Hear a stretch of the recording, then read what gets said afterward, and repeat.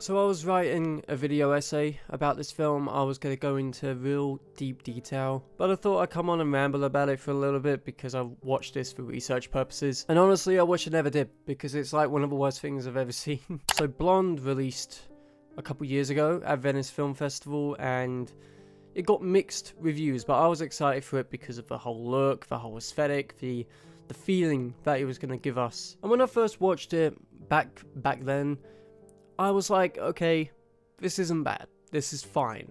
You know, it's serviceable. It does what it needs to do. It looks nice. It sounds good. But as I've matured and the film's matured, I kind of think it's a piece of shit.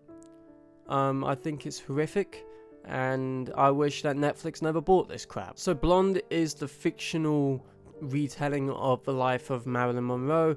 You know her. You know exactly what she's done. And it's based on a novel by Joyce Carol Oates. Now, that novel, in particular, is known as pretty horrific. It is known as a novel which doesn't really do her justice. It treats her like the villain in her own story, which, honestly, why? Why would you do that? Because she's not here to defend herself, is she? She's not around. And framing her in these positions, putting her in this way, kind of just makes her roll in her grave, I reckon. In terms of what I did like originally, so the visuals, they don't work. They don't work anymore. Andrew Dominik, who is the director of this film, he is known for the assassination of the coward Robert Ford.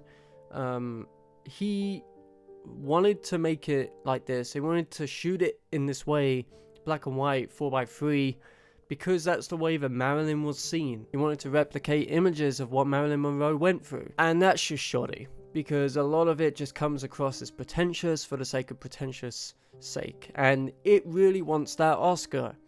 And thank fuck it never got it. For instance, early on, Marilyn gets sent to an orphanage and it's in black and white 4:3. We never knew that. We never knew that she went to a fucking orphanage. That wasn't common knowledge. And shooting it in this way just comes across as like very vapid and very shallow. Because what are we supposed to be feeling at that point? Are we supposed to be feeling sorry for her? Are we supposed to be feeling extreme guilt that we are witnessing this? And being shot in 4:3 and black and white doesn't help anything. It doesn't build to any kind of suspense or any kind of feeling whatsoever. And immediately, we are just thrown into the abuse. Like, as soon as the film starts, as soon as the credits roll, we are thrown into the abuse. And Marilyn was exploited. It is common knowledge that she was exploited for her looks, exploited for her money, etc. But instantly being thrown into the deep end and not being able to swim out of it, that is horrific. And putting her in these positions, literally showing her getting essayed right from the rip, it's disgusting. I think that this is a misogynist point of view. Dominik said that he only cast Ana de Armas because he saw her naked in a film once. Shows exactly what he is feeling about this film. He doesn't like Marilyn at all. If anything, he wants to punish her. And Anna tries, okay? Anna walks away a little bit clean. Her accent does come out at some points, and it is quite funny. And I will have to say that some of it is goofy. There's a goofy scene of Bobby Cannavale running up the fucking stairs, and it's in this POV shot as he's puffing and panting. It is so funny. It is so funny. I audibly laughed when it happened, and I don't do that very often. But back to the whole exploitation that the film wants to do. If you've seen films like The Handmaiden, or even In the Realm of the Senses from 1976, you will know that sex is portrayed in film very differently throughout the years. And honestly, I think both of those films sort of talk about sex exploitation in a really mature way and actually go about it really respectfully of its characters. And I know that's kind of fictional and those characters don't exist in reality, but when you look at something like that, of course there's going to be something to talk about, and there's going to be an interesting point of view to go about it, and even if the characters are fictional. Marilyn wasn't fictional, she exists. It was Norma Jean.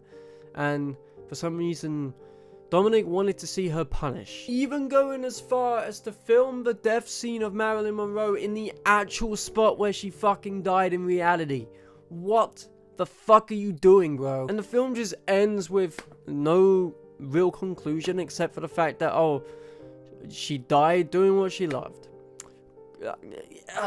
I could talk about this film for a long ass time. There's just so much to talk about, but I'm going to keep it brief and say that this film is disgusting.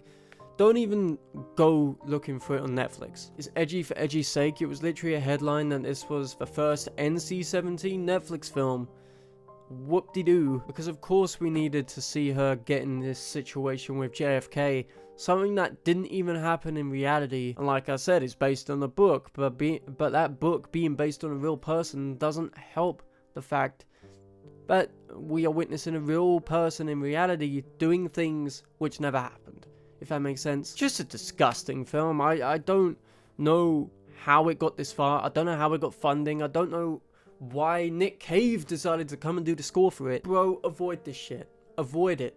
It sucks. It's disgusting. It's vapid. It's misogynistic. I only watched it to kind of psych myself up for In the Realm of the Senses, and also write an essay, which I never even fucking did. I started and then I deleted it because it sucked. Thank you guys for watching this video.